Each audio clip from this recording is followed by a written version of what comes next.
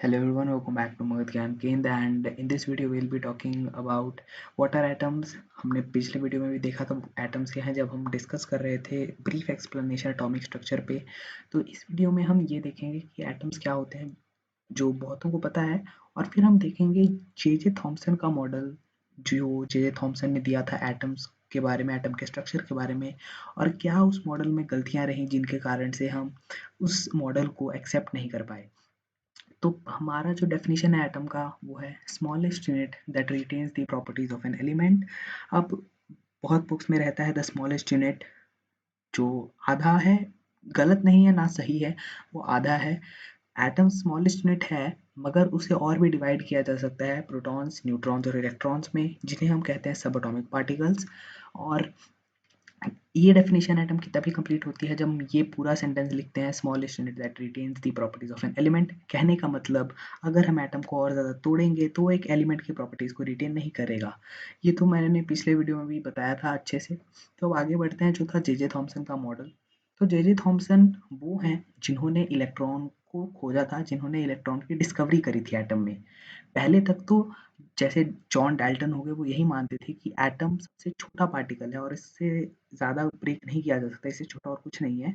मगर J Thomson थे जिन्होंने इलेक्ट्रॉन की डिस्कवरी करी। तो इनके मॉडल को हम प्लम पुडिंग मॉडल भी कहते हैं, और ऐसा क्यों कहते हैं वो भी मैं बताऊंगा।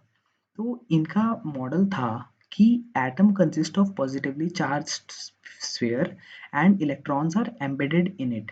कहने का मतलब ये जो पूरा का पूरा आपको पिंक या रेडिश कलर में आपको ये जो दिख रहा है सर्कल, ये है एक पॉजिटिवली चार्ज स्फीयर।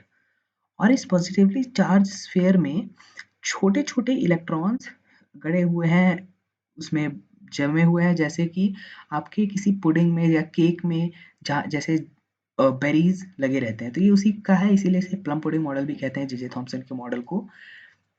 तो इनका पहला क्या था, पहला इनके मॉडल का पॉइंट कि एक पॉजिटिवली चार्ज स्फीयर है, मतलब ये पूरा जो पिंक कलर का बड़ा सा सर्कल है पॉजिटिवली चार्ज्ड है, और नेगेटिवली चार्ज्ड इसी बड़े से स्फीयर के अंदर है, छोटे छोटे कई नंबरों में।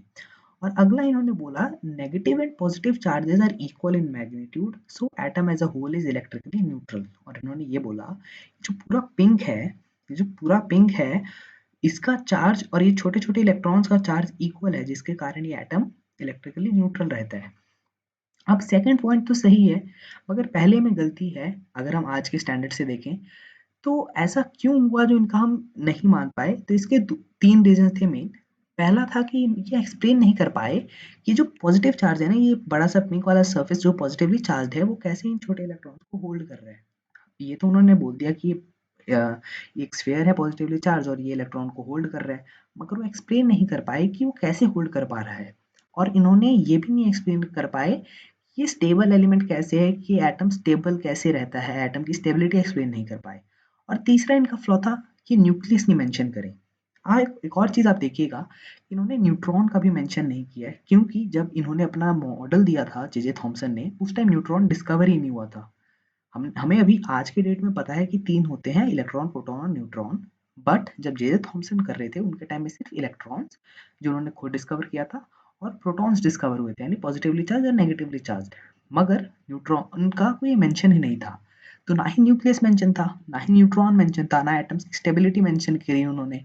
और ये भी नहीं बता पाए कि ये पॉजिटिवली चार्ज इलेक्ट्रॉन्स को होल्ड कैसे कर पाते हैं। इन्हीं कारण से हम इनके इस मॉडल को फ्लॉड मानते हैं, और इसे इसीलिए हमने एक्सेप्ट नहीं किया। तो अगले वीडियो में हम देखेंगे एक बहुत इंटरेस्टिंग एक्सपेरिमेंट जो रदरफोर्ड ने किया था, जिसे हम बोलते हैं अल्फा पार्टिकल स्कैटरिंग एक्सपेरिमेंट।